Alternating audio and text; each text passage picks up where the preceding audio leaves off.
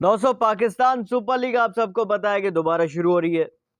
पेशावर ज़ल्मी के लिए एक अच्छी खबर है और एक बुरी खबर भी है। हालांकि जो अच्छी खबर है वो हम सबके लिए अच्छी खबर है, पूरे पाकिस्तान के लिए अच्छी खबर है कि भाई बाबर आजम दोबारा फिट हो चुके हैं। हालांकि जो पिछला मैच था पेशावर ज़ल्मी का, जो कि नहीं हो सका था रावलपिंडी ग्राउंड पर कराची किंग्स के साथ, उस मैच से बाबर आजम को बाहर कर दिया गया था। और सिर्फ उस मैच से नहीं, सुना था कि एक दो मैचेस से बाबर आजम बाहर हो जाएंगे क्योंकि उनके थंब में इंजरी हुई थी ट्रेनिंग के दौरान। लेकिन अब चूंकि 4-5 दिन गुजर चुके, उनका थंब अब काफ़ी बेहतर हो चुका है। आज ये खबर आई है कि बाबर आजम मुकम्मल फिट हो चुके हैं और अब जो 17 तारीख को मैच है पेशावर ज़ल्मी का कराची किंग्स के साथ, उसमें बाबर आजम खेलते हुए दिखाई देंगे। किंग बाबर आजम खेलते हुए दिखाई देंगे। बाबर आजम किंग है भाई, जो भी आपको किंग खेलते हुए दिखाई देंगे। अच्छा जनाब, बुरी खबर ये उनके लिए कि पेशावर ज़ल्मी के 3 ऐसे खिलाड़ी हैं जो कि वापस नहीं आ रहे, वापस पेशावर ज़ल्मी को ज्वाइन नहीं कर रहे। उनमें एक का नाम है मिचेल ओवन, जिन्होंने अब पंजाब किंग्स को ज्वाइन करना है आईपीएल के अंदर, क्योंकि उनकी कमिटमेंट्स की थी कि भाई 18 तारीख के बाद मैं आईपीएल को ज्वाइन कर लूँगा। पीएसएल की फ्रेंचाइज पेशावर ज़ल्मी के साथ मेरी इतने ही दिनों तक की कमिटमेंट थी, उसके बाद मैं आईपीएल ज्वाइन करूँगा। तो वो अपनी कमिटमेंट के तहत जो है आईपीएल को ज्वाइन कर रहे हैं। अलजारी जोसफ वेस्ट इंडीज़ के, जो कि पेशावर ज़ल्मी के लिए काफ़ी अच्छी बॉलिंग कर रहे थे, मतलब कि अगर वो जाएंगे, अगर वापस नहीं आएंगे तो एक नुकसान तो होगा। हालांकि ऐसा नहीं है कि वो 3 खिलाड़ी नहीं आएंगे तो पेशावर ज़ल्मी एक आधे खिलाड़ी के साथ खेलेगा, नहीं, वो भी पेशावर ज़ल्मी भी इस्लामाबाद की तरह मुख्तलिफ खिलाड़ियों के साथ राब्ते में और कमिटमेंट और वो कहेंगे एक किस्म का मामला तय पा रहे हैं काफ़ी खिलाड़ियों के साथ। इस्लामाबाद यूनाइटेड एलेक्स हेल्स को रिप्लेस कर दिया है मनरो के साथ, सुना है कि मनरो नहीं वापस आ रहे। बहरहाल हर टीम अपने हिसाब से कोशिश तो कर रही है कि यार फॉरेन खिलाड़ी ज़्यादा से ज़्यादा उनकी टीम का हिस्सा बने। जो नहीं आ रहे उनकी जगह नए जो फॉरेन खिलाड़ी है उनको रिप्लेस किया जा रहा है। कराची किंग्स को बहरहाल डेविड वार्नर और उनके सारे खिलाड़ी, सुना है कि कराची किंग्स को उनके सारे खिलाड़ी ज्वाइन करें। इसी तरह लाहौर कलंदर्स को न्यूजीलैंड के खिलाड़ी जो भी है वो शायद अब जैसे कि डेरिल मिचेल है, इसी तरह कराची किंग्स का जो न्यूजीलैंड का खिलाड़ी है साइफर्ट, शायद वो, इसी तरह आपके जो दीगर जो न्यूजीलैंड खिलाड़ी जो भी है उनका एक मसला चल रहा है। बहरहाल उनके साथ पीएसएल की मैनेजमेंट इस वक्त जो है बात कर रही है, मीटिंग्स चल रही हैं कि शायद वो सारे भी आ जाएं।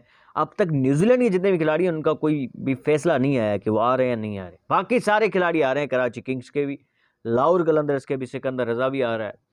इसी तरह आपके जो इस्लामाबाद के भी खिलाड़ी आ रहे हैं, आपके मुल्तान सुल्तान के खिलाड़ी नहीं आ रहे। मुल्तान सुल्तान का एक ही मैच रहता है, हालांकि वो एलिमिनेट हो चुके हैं वैसे ही, तो एक मैच के लिए काफ़ी खिलाड़ी नहीं आ रहे।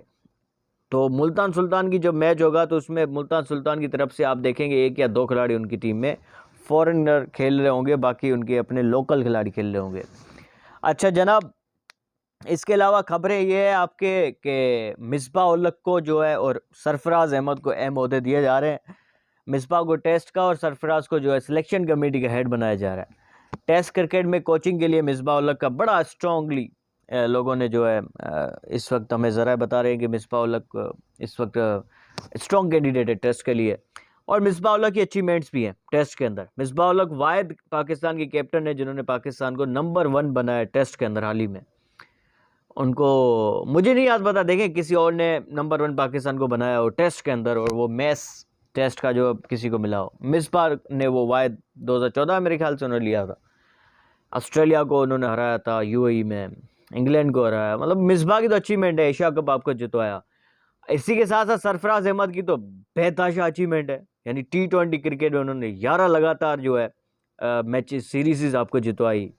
आपको हाल ही में जो भी हमने कोई आईसीसी ट्रॉफी अगर जीती है तो वो सरफराज अहमद ने आपको जितवाई 2017 की।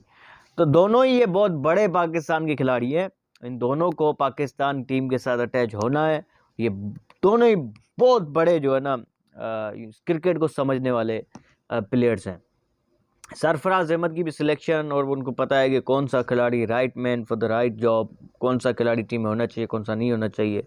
मिसबाह भी इसी तरह बहुत बड़े कैप्टन, तो ये दोनों ही बहुत बड़े नाम हैं और दोनों को डेफिनेटली मिलनी चाहिए कोई ना कोई जिम्मेदारियाँ।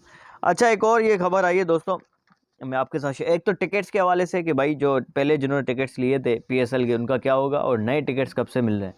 पहले जिन्होंने टिकट्स लिए थे उनको ऑनलाइन जिन्होंने लिए थे तो उनके तो पैसे वापस आ चुके होंगे अकाउंट्स में। क्योंकि एक अकाउंट से एजी पैसा जैस कैश या किसी बैंक के अकाउंट से आपने जो है अप्लाई किया होगा टिकट के लिए, वो तो आपके अकाउंट में वापस आ चुके होंगे। लेकिन जनाब मसला ये कि जिन्होंने जो फिजिकली लिए थे उसका क्या? अब वो फिजिकली जिन्होंने लिए थे वो टीसीएस पे वापस चले जाए, उनको टीसीएस वाले वापस पैसे दे देंगे, ये मसला।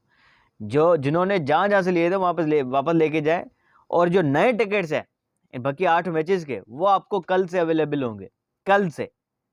कल से आप जो ऑनलाइन भी और फिजिकली भी टिकट्स खरीद सकते हैं पीएसएल के बाकी 8 मैचेस के। 4 मैचेस रावलपिंडी में 17 से शुरू है, 18 को 2 मैचेस हैं दिन में और रात में, और 19 को रावलपिंडी में आखिरी मैच है इस पीएसएल का। उसके बाद 4 मैचेस आपके प्ले ऑफ समेत जो है वो लाहौर के गद्दाफी स्टेडियम में कराए जाएंगे। फाइनल आपका 25 को है। बांग्लादेश की सीरीज थोड़ी आगे जा रही है। तो ये अब तक की खबर है। अच्छा, आकिब जावेद ने एक प्लान जो है वो पीसीबी के सामने रखा है। मैं आपको प्लान बता देता हूँ, मेरे सामने है। आकिब जावेद ने प्लान पीसीबी चेयरमैन के सामने एक बना के रखा है, क्योंकि अब वो डायरेक्टर बन गए हैं हाई परफॉर्मेंस सेंटर के। तो जनाब ज़रा के मुताबिक प्लान कौमी क्रिकेट टीमों, शाइन्स, इमर्जिंग और एज ग्रुप्स की टीमों के लिए तैयार किया गया है, जिसे director high performance centre Aqib Javed ने मंजूरी के लिए पेश किया है। ज़रा का बताना है कि भाई प्लान के तहत बायोमैकेनिक्स लैब को मकामी यूनिवर्सिटी से नेशनल क्रिकेट अकेडमी लाहौर मुंतकिल करने का प्लान है।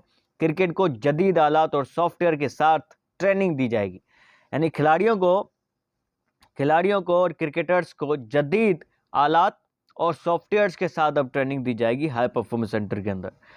ज़रा के मुताबिक फैसलाबाद और सियालकोट के हाई परफॉर्मेंस सेंटर्स को भी आबाद करने का मंसूबा है। सियालकोट में अंडर 13 और अंडर 15 एज ग्रुप्स की खिलाड़ियों के परफॉर्मेंस सेंटर्स होंगे, जबकि खिलाड़ियों को जो है नए जो टेक्निकल जो तरीके हैं जिसमें पूरी दुनिया जिसको जो इस्तेमाल करी है सॉफ्टवेयर्स के साथ जो है खिलाड़ियों को ट्रेनिंग दी जाएगी।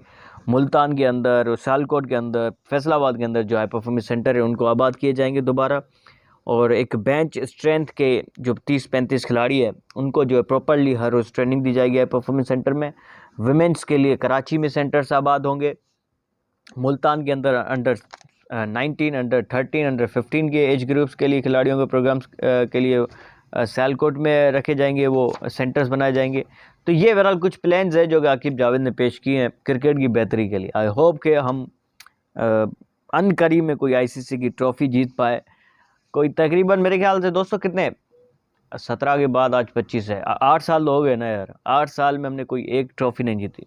ट्रॉफ़ी जीतना दूर की बात, आजकल तो ये हालात है हम क्वार्टर फाइनल सेमीफाइनल तक नहीं जा पा रहे। हम यूएसए से हार जाते हैं, हम अपने होम कंडीशन में एज अ होस्ट हम पहले सबसे निकल जाते हैं किसी भी टूर्नामेंट से। तो ये हालात बड़े इस वक्त मुश्किल चल रहे हैं पाकिस्तान क्रिकेट के। आई होप के मिसबा, माइक हैसन जो कि वाइट बॉल कोच है, सरफराज और आकिब जावेद मिलकर पाकिस्तान के लिए कुछ नाकाबिल यकीनी कुछ जो है कर पाए, और हम एशिया कप या एटलीस्ट कोई 2026 का वर्ल्ड कप या 27 का या ओलंपिक्स कुछ तो जीत पाए अगले 2 सालों में। मिलता है अगले वीडियो में, अपना ख्याल रखिए।